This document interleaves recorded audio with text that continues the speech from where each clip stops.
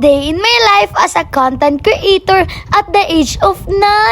Huy, 10 ka na ngayon. Heto nga at kaaga-aga ay may tumawag sa akin. Walang iba kundi ang aking tatay. Binati nga ako ng happy birthday. Heto nga at dumating na ang aking service. Kaya naman dali-dali na ako nagpaalam sa aking nanay. Hindi nga porke birthday ay absent na ang beshi nyo.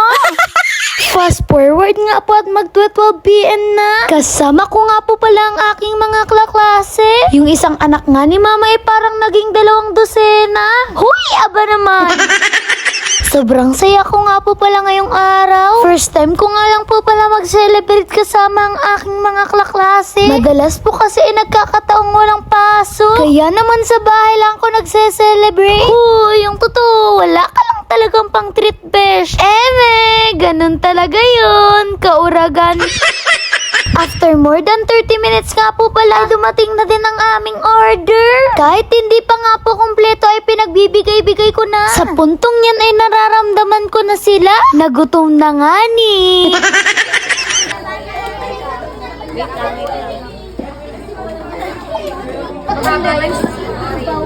Laki din na po. Thank you. Apo, wait lang. Ramdam ko nga yung excited nila sa pagkain. Dahil kahit ako ay excited na ding sumubo ng Jollibee. Uy, ay Jollibee.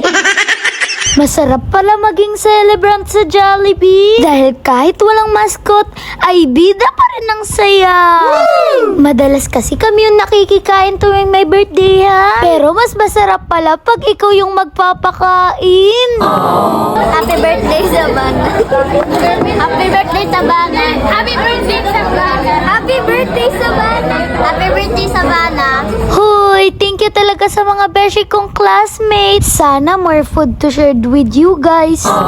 After nga po namin kumain ay lumipat kami sa kabilang room para mag-picture-picture. Opo, susulitin na namin tong moment na to.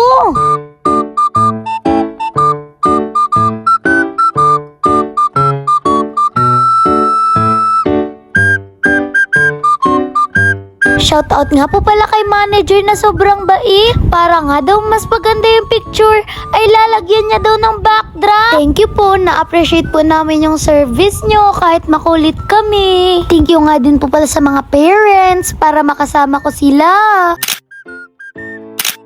After nga po niya